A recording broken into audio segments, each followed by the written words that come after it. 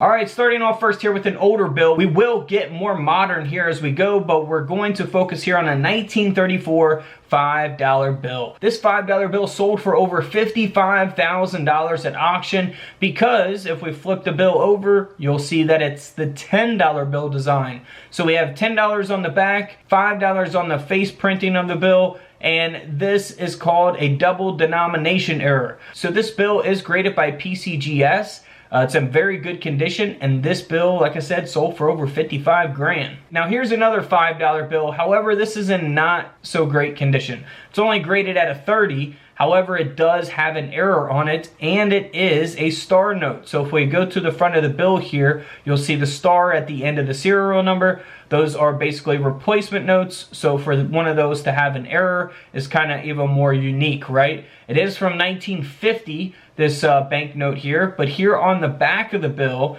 you'll see that line there, the missing ink, and that's actually an obstructed printing error taking place there, and that's why the bill sold for over $310 at auction, even in that condition. You know, had it been a very high grade, it would have sold for much more money. Now here's a 1969 $1 bill. This Federal Reserve note here has a misalignment error. So you'll see the seals and the serial numbers are shifted over to the right. You can look for this on all kinds of different bills and even more modern bills. This dollar bill ended up selling for over $335. Moving right along to another, overprint error taking place here. So we got an inverted overprint on this example of the 1974 $1 bill. This bill sold at auction for $600. As we see the seals and the serial numbers on opposite sides of the bill, as well as being upside down because they are inverted. So always pay attention to your bills when you are getting them from the bank. Now here's a 1974 $5 bill. Now we'll see that the seals and the serial numbers, especially here on the right side of the bill,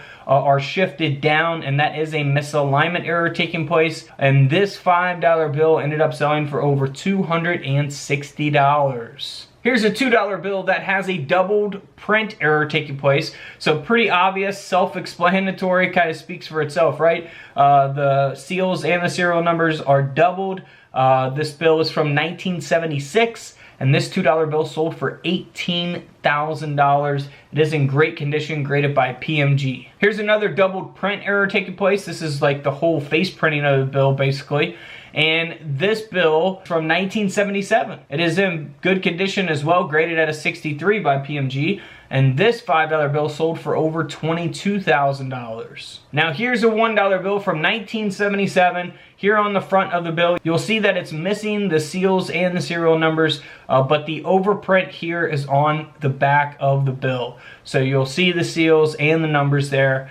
Graded at a 64 by PMG, this $1 bill sold for over $330. Now here's a very cool bill. Now you might see some of these with magicians, fake dollar bills, but this is actually a real, genuine error.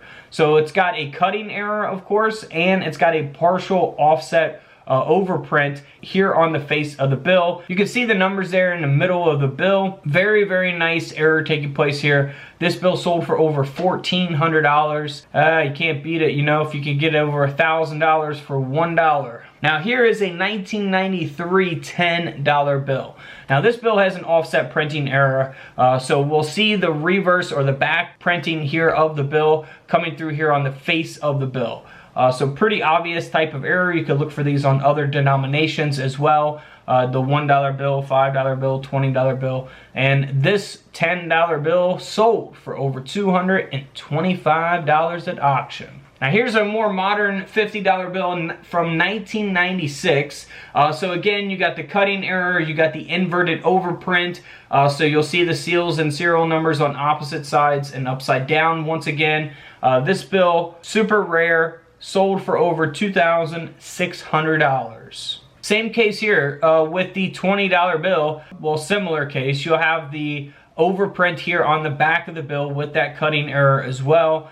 So you will not see the seals or the numbers here on the face of the bill. And this $20 bill from 2004 ended up selling for $2,600 as well. Now here is a 2004 $10 bill. Now this bill here is pretty cool. So you'll see that tear there, how it's torn off, and you can actually see the top of the bill that would be underneath it. You'll see that it was tore before the overprint was printed onto the bill. And that is because it was a paper jam error that took place. So that's why this bill ended up selling for over $1,500 at auction. $1,500 for a $10 bill. Now here's a $100 bill from 2006. Looks pretty normal, you know, very normal here on the front face of the bill. You know, nothing would stand out as strange for this $100 bill. But here on the back, you're like, oh my goodness, what's going on? And that is because this is a test note error. So you'll see all that extra ink there. And this bill ended up selling for over $4,000 at auction. Unbelievable. Now here's a $1 bill. It does not have a date on it. You'll see that it's got a printed fold error taking place, and you'll see the seals and numbers printed over that fold as well. So pretty obvious type of error there. Of course, you're not really inspecting your bill very closely when you come across something like this. It stands out like a sore thumb, right? But this $1 bill ended up selling for over $2,200. $2,200 at auction. So always check your bills. You can go to the bank, get a stack of $1 bills, $5 bills, $2 bills, 20s, whatever you can afford. You could search through them, look for errors, look for mismatched serial numbers, watch my other dollar bill videos. I'll have it on the screen popping up in just a second, and we'll show you different fancy numbers to look for on bills that can make your dollar bills worth a lot more than $1. Alright guys, don't forget to subscribe in the middle. Feel free to check out those videos to the left of me. And until tomorrow, I'll see you guys in the comment section below. This is Couch Collectibles, and this is where I disappear.